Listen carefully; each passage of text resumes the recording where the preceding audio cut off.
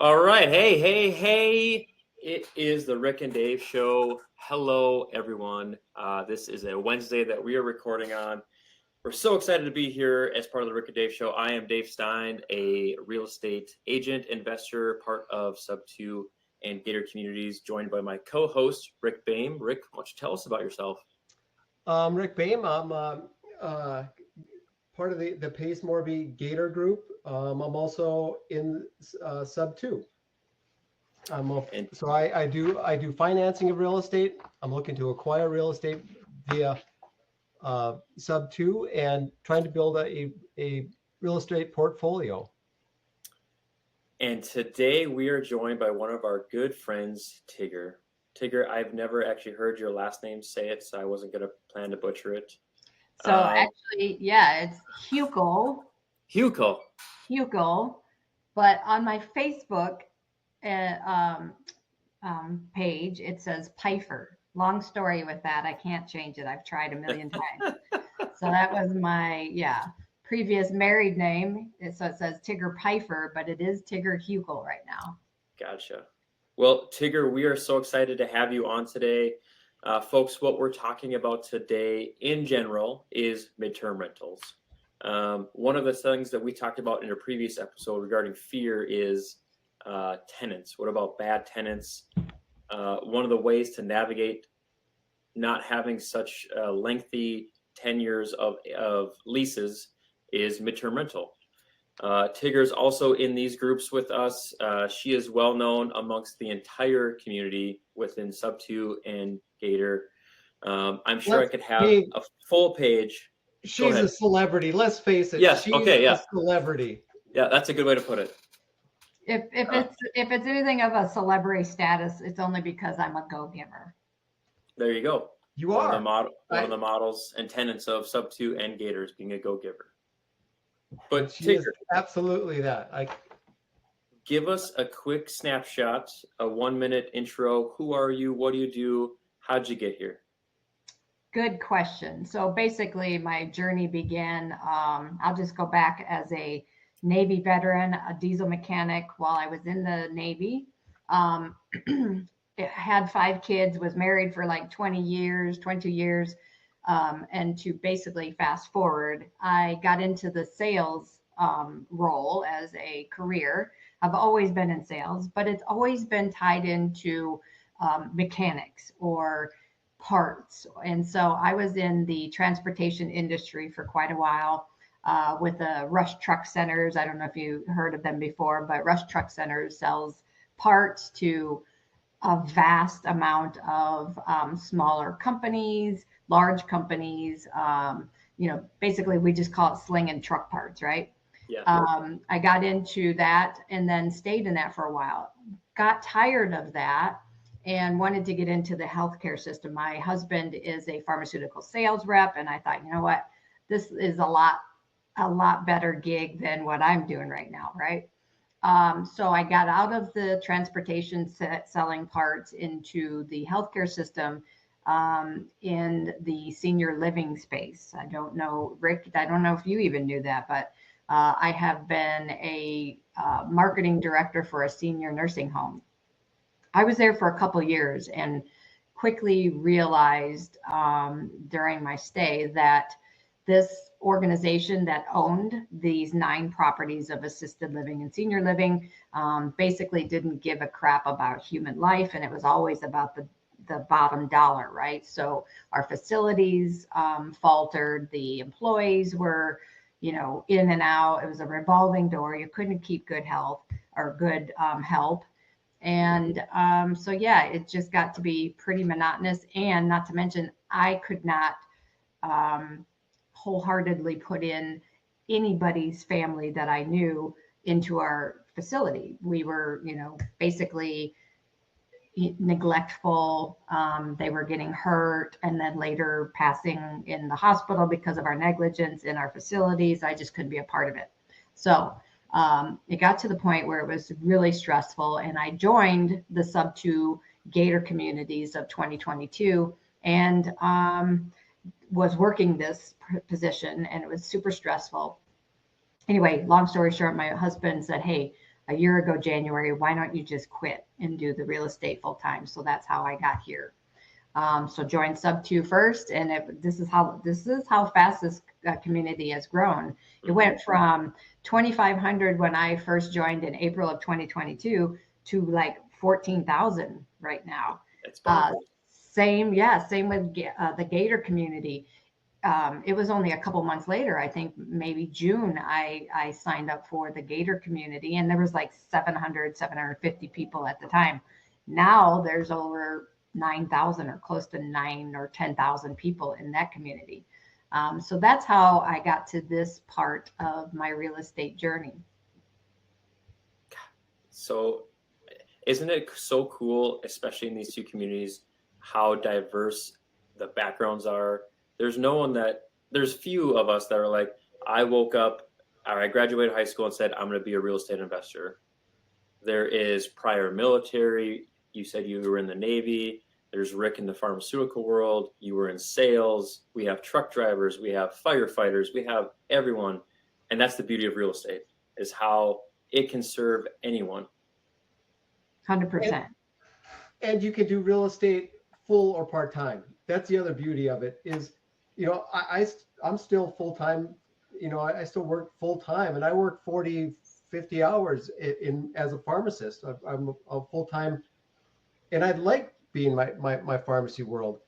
But you can do real estate on the side, and a lot of those people that you just mentioned, they are able to time manage their week so that they can fit both in. That's the other great thing about real estate. And I find that in both sub 2 and Gator, as well as just talking to people that are, even wholesaling, can do it on the side. I think what attracted me to it is that I didn't have to be a licensed agent, right, to be able to do this. And that was a huge attraction. Well, and what led me to Pace was actually my son, who sent me a Bigger Pockets video of Pace. And I was like, and I had previously joined, I don't know if you guys know this, I had previously joined a women's group out of Texas called REIN, WREIN. I joined that community a month before I joined Pace's community. So what I learned about that community was it really wasn't a community. It was just the old proverbial, hey, come to my free course and then come and pay your $10,000 to, join our educational program or whatever. And yes, it had training areas, but the live videos, there was only a matter of 5 different people that answered the same A to Z questions in each allotted time Zoom. And I was like, this is not training. This is just a bunch of Q&A with a whole bunch of people, random, all these things. So anyway, I wasn't getting what I wanted from there, and saw one video of Pace from Bigger Pockets, and he had his whiteboard out. And actually, we just talked about that the other day. His whiteboard is what attracted me to him teaching. It was like he was literally writing out an opportunity and the numbers of it, and just walking us through it versus just going to listen to a video that was recorded previously, right? So there wasn't time to go through the Q&A on a recorded Zoom, but he was doing it right there. And I was like, okay, I like this guy. And something about Pace, he's just really a genuine guy. And that exudes from his being, right? So that's how I got to come to the Pace and the Gator communities. So cool. Tigger, you joined Pace and the sub 2 community. What were some of the challenges or fears, if we were to parlay our last episode, what were some of the challenges you faced starting out in real estate? First of all, I don't know what I'm doing. I don't have money. All these things that everybody else, I think, that comes into this thinking, I have no idea what I'm doing. I don't have any money. How am I going to do this? But this guy's going to teach me how to do this. And it exactly is what happened. My idea of joining the Gator group was to do short-term, EMD, like 1,000, 2,000, 5,000 EMD transactions. And I didn't even do one of those. I jumped into the PML side of things, sure, where me and my son was a PML for a couple deals. And he ended up going, as oddly as it sounds, as the creative financing goes, he went and purchased 3 different properties through the bank, right? Through the traditional way. Sure. So our PML basically ended, and that's how I got into being a capital raiser. Just started with private money lending with first and second position types of liens and lends, and being a connector in the community for that. But yeah, it's definitely been, and here's the great thing about that is with your fears, you sometimes are held back and you don't take action, right? So I was in analysis paralysis and also working a full-time job. So when you say, yeah, people can work a full-time job and divvy out time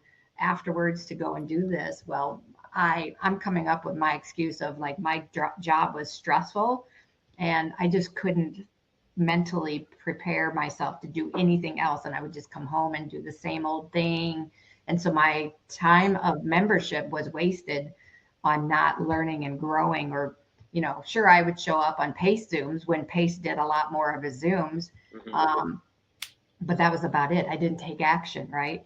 I'm still looking to build my portfolio, and my original intent was to become a Airbnb queen, right? Just to have Airbnbs wherever I wanted to go and vacation or see my kids. My biggest market is Arizona because my kids live out there. They live out there by their dad. So, I was like, oh, I'm going to have, several Airbnbs out there. And then Pace is like, oh, don't go Airbnb there. It's not a good market to Saturated. get in. Yeah. So then I was like, oh crap, now I got to think of something else. Right.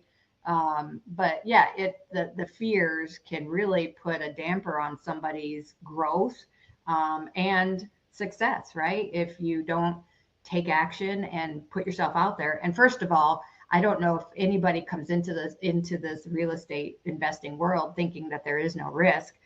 They are crazy, right? There is always a risk, whether you're lending money, whether you're buying a property, whatever the case may be in real estate, there's always a risk. So I think, I already knew that there was risk. It was just me having reserves about my own personal development and growth and confidence and what I could accomplish here, right? And, for me, being middle-aged, it's a different dynamic where in a military background, like I was like, I can do this. I got this. I can do this on my own. I'll figure it out. Like, I don't need anybody. And, kind of look down to people like, they're so needy. Why they got to, they're always at, but what's Pace say? Closed mouth don't get fed, right? So I've had to reprogram myself in thinking it's okay to ask for help and to ask or, acknowledge you don't know it all. Because that was another big one, pride, right? Your pride gets in the way of saying, if somebody asks you, oh, what about this? Yeah. That, just instead of lying about what you don't know, you say, well, I don't know that, but I can get back to you. I don't have a problem with saying that. It was just a matter of like, ooh, let me learn everything first, and then I'll go and take action. So that was another issue that I had starting out, and quickly learned, take action while you're learning. So, Tigger, we've worked closely together for about over a year or thereabouts, and I've seen a transformation in you. It's hard to even put into words. You have gone from being, relatively self-doubt, always second guessing yourself, and you're such a good student, man. You are always looking to learn something new. Could you walk us through how that process has worked for you and how you've gone from, because we just did an episode on fear and not knowing, and I always think of myself as a perpetual student. I'm always looking to learn. Could you kind of walk us through that process and where you were a year ago versus where you are now, and then also where you want to be in 6 months and a year from now? Oh, that's awesome. And so, yeah, from a year ago, I will say that I got myself into a direct to agent team. The team went from 150 down to 20 people. So it didn't work out so good. But what I will say about it is that I did learn a lot. And it's just by actively being involved daily, doing the dials, listening to the other person on the other line, agent or broker or whatever, learning from the conversations of how to approach the next fear that they had, that you were picking up on, and keywords and what not to say. But yeah, I don't know if you guys have heard of this saying, but always learn something new every day, basically. And I feel like I really do pick up on learning something new every day. And in that transition of, so here's a quick story. I started on a dispo team, which I really thought, you know what, I'm going to do this. I was there for 2 weeks. I was just about getting ready to get trained. And then this direct to agent thing. Now it sounds like I have squirrel syndrome, and maybe I did, but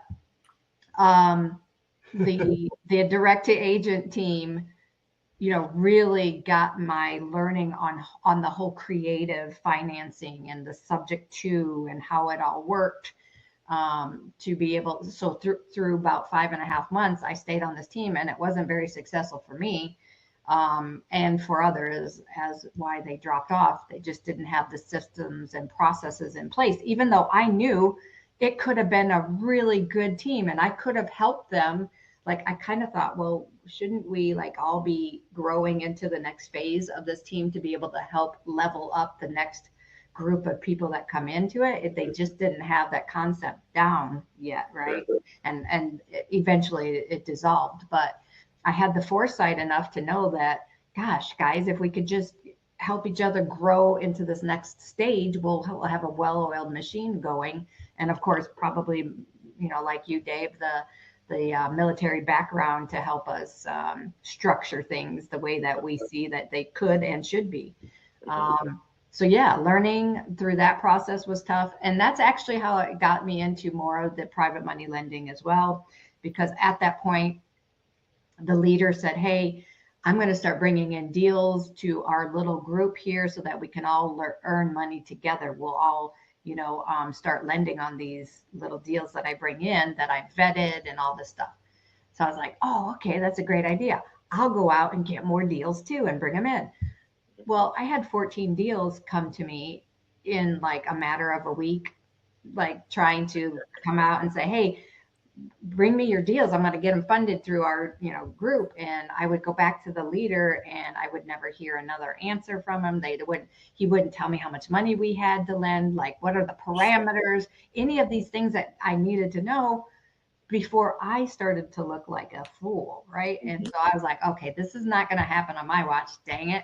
I'm going to go out and get these answers and help these people find an alternative to their money that they need. So I learned all over again in that whole thing. And I don't know about you guys, I did not go through all of the training in Sub2. I did not go through all of the training in Gator because there's a ton. Mm-hmm. So I learned as I was doing, and as people were sending me their deals, I reached out to another. Actually, it was Lance Riggin and his wife, Jessie, to help me learn the process. And then I learned from somebody else on what exactly was needed in a deal to be able to analyze it and to send it off to an underwriter or to underwrite the deal. And so I kind of formulated an outline of what deal structure information was needed before we could take action on it. Otherwise, we just send it back to the borrower and say, hey, if you don't give us this information, we're not moving forward. Long story short, in that interim of learning the direct to agent process, I, took about 3 weeks of my own time away from doing the direct to agent to implement this for our team. And I got to train it one time before they said, oh, we're going to do away from this lending stuff. We're going to go strictly back to direct agent. I was like, holy crap, I got all these deals coming in. Mm-hmm. I can't just let these fall by the wayside. I got to, try to help these guys out. And that's always been something. Work hard, take care of the people who are looking for the money, take care of the people who are borrowing the money. So I always had this need to want to provide something extra special versus just a connector, right? Hey, borrower, hey, here's this lender, give me some funds, I'm out. I always wanted to make sure that the deal got sought through all the way. Sure. And so, yeah, it's definitely been a process, but in that whole process was a learning and doing, taking action So yeah, that's basically always be learning. Now I'm into bigger deals, commercial multifamily development types of deals. So I kind of got away from the first and second position liens, now looking into bigger and, bigger projects that require maybe whales, if you want to call them, because they Yeah, are. bigger lenders for sure. Yeah. So So where what are you? I'm sorry. You go ahead, Dave. I was just gonna say, Tigger, if I were to say it back to you, what I heard you say was you had these fears, don't know what you're doing, don't have money, and we could have a laundry list. How you overcame it was really two things: connecting with people Mhm. that maybe have gone before you, and taking action with the understanding that you were probably going to make mistakes. With the 100%. understanding that mistakes were okay, like you're trying not to lose money, you're not trying to lose anyone any money, but there are mistakes to be made, and that's how you learn. You went and you were fluid. You went from direct to agent, or DTA we sometimes call it. Then you went on a team, then the team shrunk and the team adjusted, and all of that was not necessarily mistakes, but learning curves you had to overcome. And now you're looking at these big commercial deals. Is that accurate? Absolutely, 100% accurate. And think about that aspect of what you just repeated back to me. If somebody didn't get to a level of success that they thought was success, probably would have dropped out, right? So it's kind of like the 80-20 rule. How many people sign up for things that do, like a gym membership? How many people sign up for a gym membership and every month they get charged in their account and they don't go to the gym? It's kind of like this. How many people sign up for this mentorship but don't put in the work or the action taking is needed to become successful? Like we talked about at the beginning, this isn't easy. This is not easy, right? Nobody said it was going to be easy. Pace just makes it look easy, It right? makes it look easy. Yeah. So easy, but it is not. And that was the other part of it, is to say to people, guys, this isn't an easy process. It took me a year and a half before I got my first deal. And Jay-Z was one of the first people to help me get my first 2 or 3 done. And Rick and Kevin, we formed the Deal Connectors group and they helped us to get a couple more done. So it has definitely been an ongoing process. And like I said, if you're not a person to have that gumption and drive to continue, like I'm working on, this is my second year now. So, by what the end of that question is, in 6 months, where do I see myself? I see myself owning 2 businesses. I see myself having a multifamily business, and growing in capital raising. I thought I wanted to do a fund of funds, but I'm finding that you don't really have to do that to help fund bigger commercial type of deals. But anyway, that is definitely something that I feel like people, if they fail at something first, they give up and they disappear, right? So people, I'm sure, I don't even know. What do you guys think? 3/4 of the people that have enrolled in the sub 2 and Gator communities, do you think they're active or do you think they're taking action? I don't think so. I, you know what I have found is people make their first mistake, they get disheartened, and they tune out. That's what I'm saying. Like, I feel And like there's a large amount of people that don't even, maybe they don't even get to that part because they aren't taking action. They aren't going through the training. They just bought into it and now they're out. I I think something else that you have to be careful of is that when you log on to some of these pages, including Gator, including Sub2, is you see a lot of success stories. People love to talk about their successes. They're not so open with the deals that didn't go right, and so it looks like everybody is just killing it and it can be intimidating. And the reality is, there's a lot of people just like you and me that are struggling, that are grinding it out, and that are doing their best to learn the industry, to get solid deals done. And there's nothing wrong with that. We can be proud of that.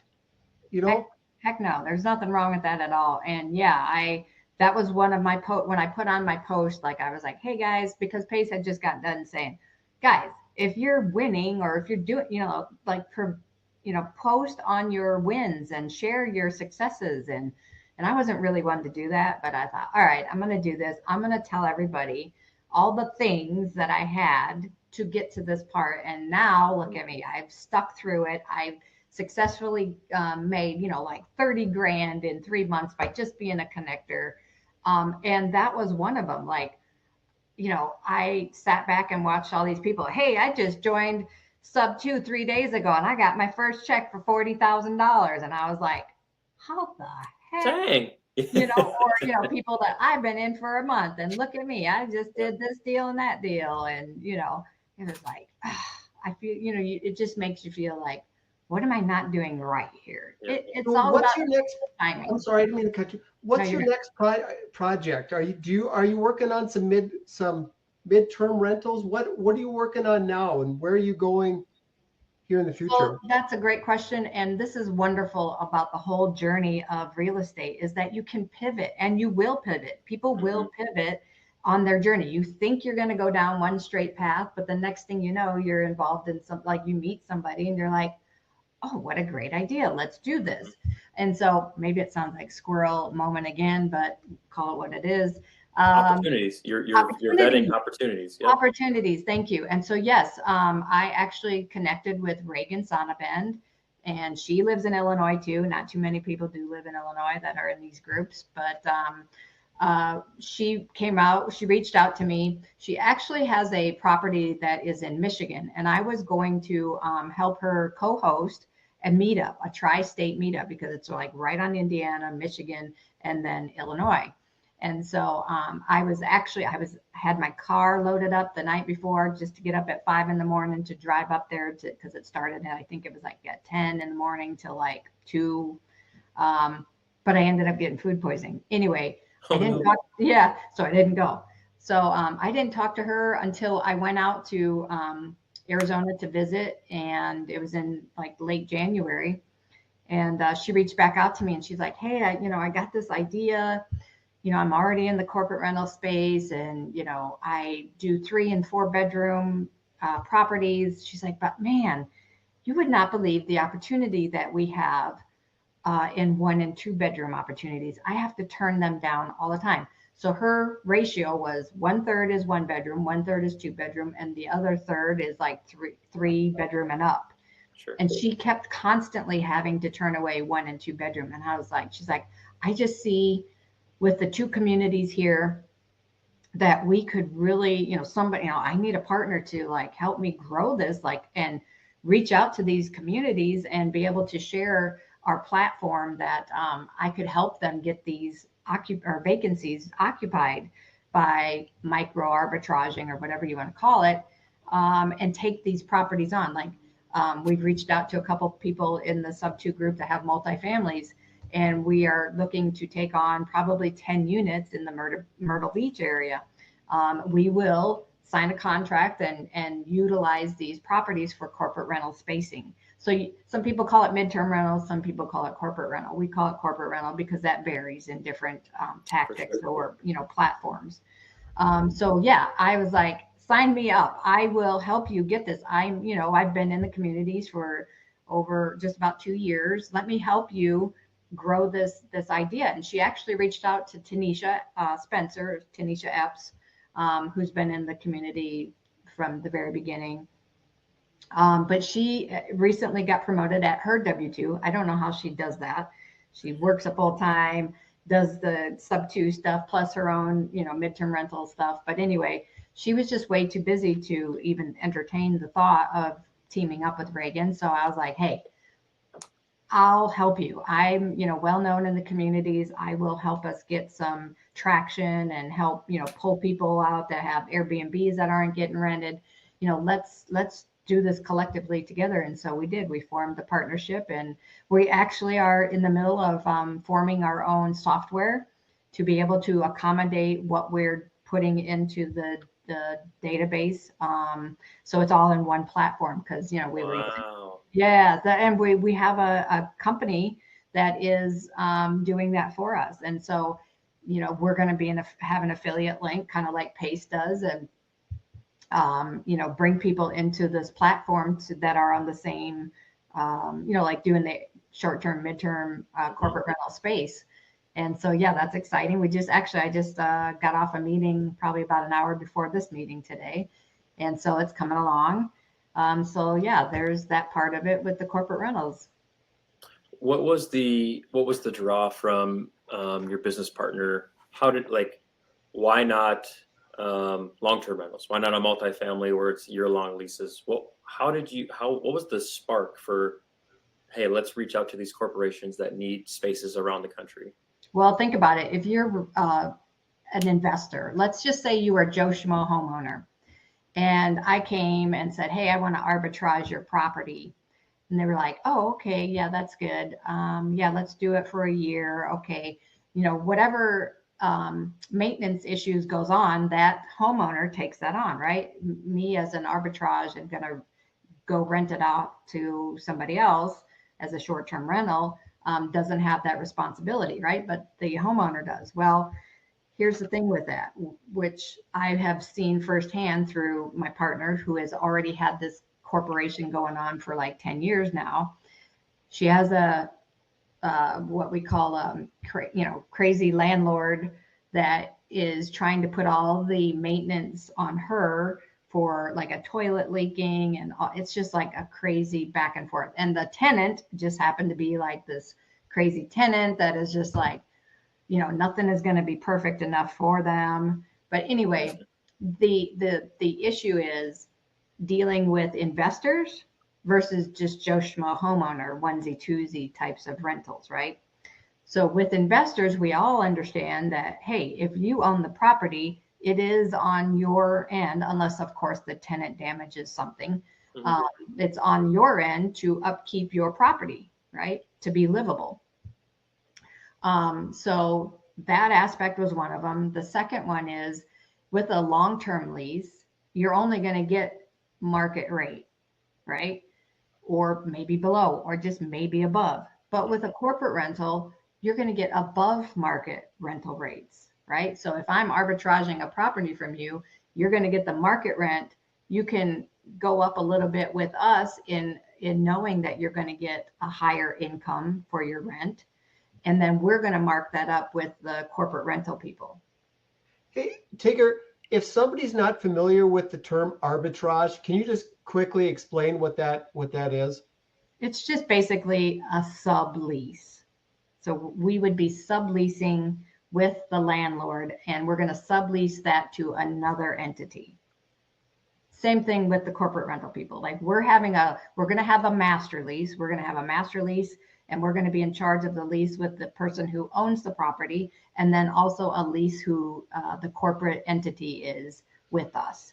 Perfect. And so, yep. And so we would do unfurnished or furnished. And if it's an unfurnished property, we would take on furnishing the property with rental furniture because it's cheaper to have it done that way versus us going in physically to move in and out furniture, sitting in the storage, that's monthly costs and all that.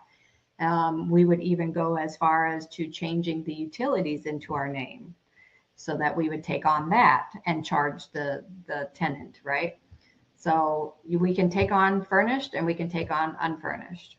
And hot areas like Dallas, Nashville, Chicago, Atlanta, bigger demographic types of city areas, or the 3 H's, your hospitals, hospitality, hotels types of properties that are in that area to where people are going to do, corporate rentals like nursing or doctors or pilots or, something like that.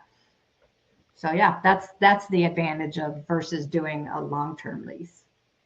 So my wife and I, Callie, we have 2 properties that we use. We call them the midterm rental, right? Just like you said, call it what you want. But we found your probably best bet for profit is Airbnb or short term. That's where you can charge the highest. But then you have to factor in your overhead costs, your cleaning costs. Yes. What are all the things that will chip away at that? And then us, real estate agent, real estate investor. My wife has a W-2 job. She has a design business. When are we, like, if someone checks out on a Thursday morning and I have something and she's working, well, who's going to clean it then? Right. So then that just eats away at the costs. we found that the midterm rental, it's doctors and nurses for the most part. Mhm. They're professional individuals. You're really not worried about them damaging the property Because they're working long hours. because they're working, and so they're working. They go home and sleep, and then they go back to work, and then go home and like it's such a it feels like a sweet spot that is just untapped. Absolutely. And think about it. They're not bringing their whole entire household goods to your house. Hmm. If they have the basic needs and supplies, it's a win-win. And Hmm. if they can get it for less than what maybe the corporation is giving them, Stipend. maybe it's a stipend or a per Yeah. diem, they're going to pocket some money Mhm. themselves, right? So yeah, or if they want to share it with two other people, if it's a 3-bedroom and they share it with two other people, that then again, there's more money in their pocket that they're splitting. So yeah, that's definitely one of the advantages of going midterm rental for sure. And that's the same thing with you're talking about the cleaning fees.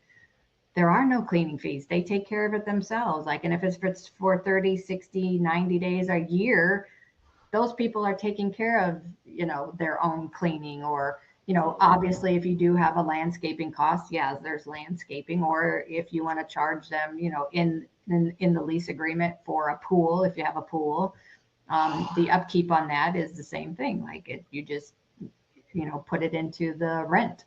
So yeah. Tigger, what kinds of properties are you guys leveraging or looking to acquire? Because you mentioned furnished or unfurnished, but is it single family residences and you're doing each room? Is it multifamily properties? What are the kind of properties you guys are seeing your greatest success All of the above. So we need all kinds of properties. And so here's a little bit something different versus we're not property managers because we're not licensed first and foremost. And that's not what we want to do. We don't want to manage somebody's property. We are basically just, subleasing that property to put tenants in. So yeah, we don't have the expenses of as a property management company to be able to worry about there. So, but yeah, that's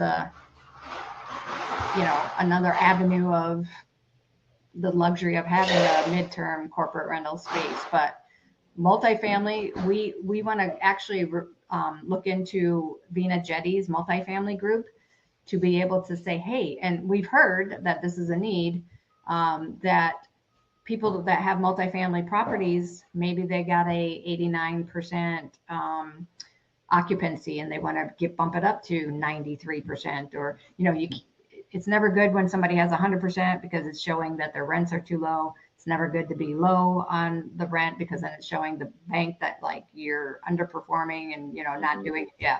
So we want to help them fill in and lease out their units. So let's say maybe it's 10 units on a floor or a certain area that we can dedicate to just to the corporate rental space. So yeah, we'll take multifamily, we'll take single family, we'll take duplex, any type of property. And here's the thing, when we say we'll put it into our database, we're not guaranteeing that that property is going to get rented, but there's no cost or no expense to you, the homeowner, to put it into our database to have another marketing tool to be able to rent that out, right? And so we are also getting ready to, we are registered with SAM.gov here in Illinois, which is a government entity, right? at? But as a women-owned, veteran-owned business owner, we're going to start going after the GSA Yeah. contracting. Yes. So that'll be huge. And we just recently found out there's only about 18 other individuals or entities that are in the GSA space for transitional housing or temporary housing or, barracks or whatever the military calls it. So we're getting ready to embark on that journey as well. So Tigger, I've got a question. I was out for a bike ride this week, and I actually ran into a lady that was standing outside of a really nice motorhome in a park, and I struck up a conversation while I was getting a drink of water, and she made mention that she was a registered nurse who had a desire to get a motorhome and travel, see the world with her husband.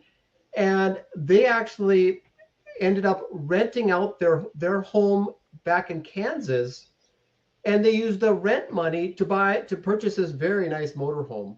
If somebody is watching this at home and they're thinking, geez, we're snowbirds anyway. We like to go down south, and our house sits vacant for for 6 months out of the year.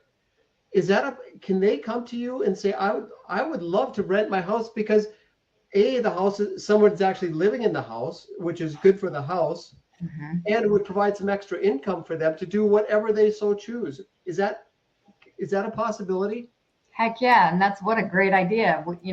I didn't even think of that avenue, but yeah, that's a definite opportunity for us to be able to help them and help us at the same time, right? So here's another aspect of this with the government contracts, like hotel usage. Like there's already hotels that are set up to structure. Like my son is in the National Guard and he's in Jordan right now. It's not uncommon for the National Guard to put these guys back into a hotel when they transition back, and they stay there for a week or 2 weeks. So as us as a government contract could, talk to that hotel and say, hey, we'd like to, get you on this list for housing the whatever, however many people there are, 100 people at a time, 2 people in a bed, in the hotel at the same time or in the same room. So yeah, that's another avenue. But yeah, I like that, Rick.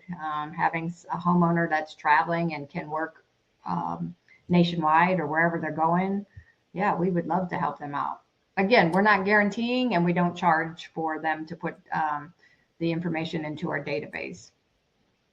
And I think, Rick, that's a perfect example of arbitrage. That when you say you have this asset that they have a monthly mortgage or they have it paid off or whatever their situation is, they're using that to produce more income that's higher than what they're already paying. So then they use the excess money. What a great way to put an example to the face of arbitrage. Yeah, and paying off a nice motorhome, basically Right, a home right. on wheels, right? Yeah. Which is kind of the dream of all of us, right? Most folks that are in our communities or in real estate investing or buying businesses, the idea is cash flow to the point where the money coming in, you don't have to be a W-2 employee. You don't have to be producing active income. Your passive income allows you to live the life you want, and it really gives you your time back. So one thing that I think you do, Tigger, that we've sort of touched on, but I wanted to dive a little bit deeper, is capital raising. So you're looking at acquiring some companies. You've done a whole bunch of deal connecting, getting money for an investor or a flipper or what have you. How'd you get started with raising capital, and what types of investments do you raise capital for? That's a great question. And I don't know, David, did you go to Squad Up? I did not, but Okay. I am regretting it every day that I hear about it. There's always next year, right? There's always next year.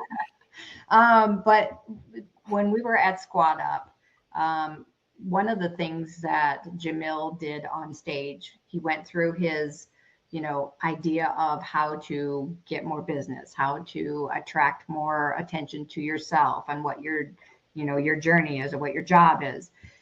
The one screen that really stuck out to me because it made sense to me as because it happened to me is he repeated in the same screen, separate line items, LinkedIn, LinkedIn, LinkedIn. And LinkedIn has been a very big, intricate part of my journey in getting these outside of the norm, first and second position types of liens to be funded to the bigger capital raise for $100 million deal or, a new development, marina development or multi-use development. So that's been something that I think is a little hidden gem that people need to really get on board with is LinkedIn. And that's where a lot of my deals have started coming from. Awesome. Awesome. Dave's writing it down. LinkedIn, I have it. I just haven't leveraged it. I don't use it enough. I've been so focused on Instagram and Facebook. Yeah, Instagram's another one, that Pace really, hits hard with, your brand. And I'm still a little, again, I always revert back to the middle age thing and not being, it's just something that we never did is like, hey, look at me, I'm eating at Joe Schmo's restaurant, or hey, I'm riding my bicycle right now, and you too can invest in real estate. I don't know, just not me. But I'm getting more and more into awareness of how important that is, because deals come to you, money comes to you, people come to you that normally wouldn't have. I went from, I think I had like 300 followers on my Instagram account because I have 5 kids and they have friends, the whole 9 yards. Yeah. Well, I currently have like 1,800 followers on Instagram. I've done 32 posts. I'm starting to get a little bit more active on that, but it really is where people reach out to you and say, hey, I saw this, or hey, I love what you said or did, or hey, I have a deal or money or whatever. And then I will tell you a little secret on my LinkedIn is that I used Chat GPT to say, make me a LinkedIn profile informational thing on capital raising in the multifamily commercial, blah, blah, blah, blah, blah. And I did, and it looks really good. So I think, people see that and they're like, oh, she does capital raise for this types of investments. Let me reach out to her. So yeah, it's a good, I won't say do it all the time or completely rely on the Chat GPT, but actually I'm getting ready to embark on starting a podcast. And it's a little different and it's not the norm. And I've been saying it out loud for the last 2 months since basically Squad Up, that I'm going to start a podcast on woo-woo and real estate. Do either one of you know what woo-woo means? No, I'm really hoping you tell us though. Okay. Basically, it's like mysticism. It's a Chinese word for mysticism, spirituality. But we all have intuition. And you wouldn't think that mysticism or spirituality or psychic mediumship, which I am a psychic medium, and then learning, embarking on my growth in that as well. But everybody has intuition. Right? So intuition and real estate kind of go hand in hand.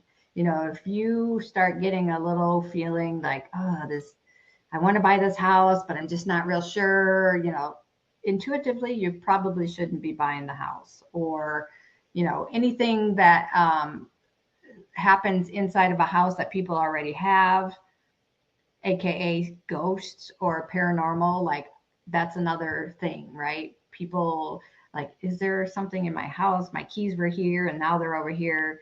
So yeah, I'm going to combine the two worlds and start talking about that in my podcast coming up soon.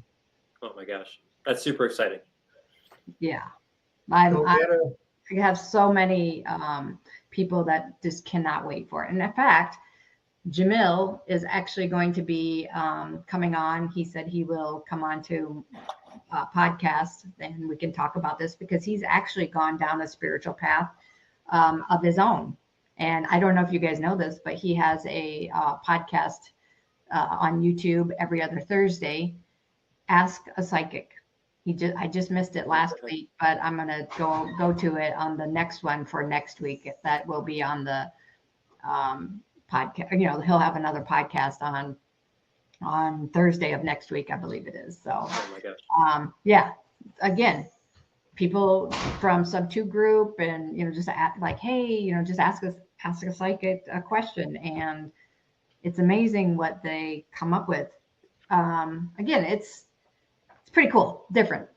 He came across at Squad Up very, very much as someone who was sincerely looking for self-discovery. And I think he's been on, he's had some challenges this past year. And it just felt like he was, and out of those challenges, I think he's looking for growth. man, has he talked about that a lot. And I can't wait to have him on my show to be able to have him talk about that. So yeah, you are absolutely right. Oh, very good. Well, gosh, it's been an absolute pleasure. I can't No believe kidding. we're out of time, and I think we got through half the stuff we wanted to talk about, Tigger. So I'm going to put you on the spot. We need you to come back at a later time, and we want to hear about your podcast, your corporate rental space, and your software company. Love it. I will 100% absolutely be more than happy to join you guys again. And I'm going to have you guys on too. Maybe you guys have a story if you thought back about a house that you used to live in. Let's talk about the spiritual side of things, the paranormal stuff. Well, For sure. What a blessing this was, Tigger. You were unbelievable. If somebody wants to get a hold of you, what's your contact information? Where can they find you? I am on Facebook, Tigger Pifer, Pifer. I also have the handle of sub2 Tigger 2 for Instagram. And my YouTube channel still is, getting in the works of being developed, but same thing for my sub2 Tigger 2 with the YouTube. I do have a few videos on from our previous deal connectors, from being on a podcast with Pace, and being on a couple of his shorts as well. Awesome. Fantastic. Dave, if somebody wants to get a hold of you, what's your contact information? Let's see if I can do it. Yeah, there it is, right there. So in my screen here, at Dave Stein 29, if you're listening to it, at Dave Stein 29 on really any social platform. LinkedIn, as Tigger mentioned, I'm David Stein, but Facebook, Instagram, TikTok, at Dave Stein 29. How about you, Rick? Very much the same. Right there's my Instagram handle. I'm also on Facebook. I've also got our company page on Facebook, R&K Property Investments. Best to get a hold of me is send me a DM, approach me on Facebook, approach me on Instagram. I'll love to sit down and have a Zoom, sit down and meet you. I'm always looking to meet new real estate investors, and real estate's all about the people that you know. It's all about connection. Great. Thank you so much, everyone. Yeah, thanks, Tigger. Guys. Thanks, Rick. We'll see Thank you guys later. See ya. Bye.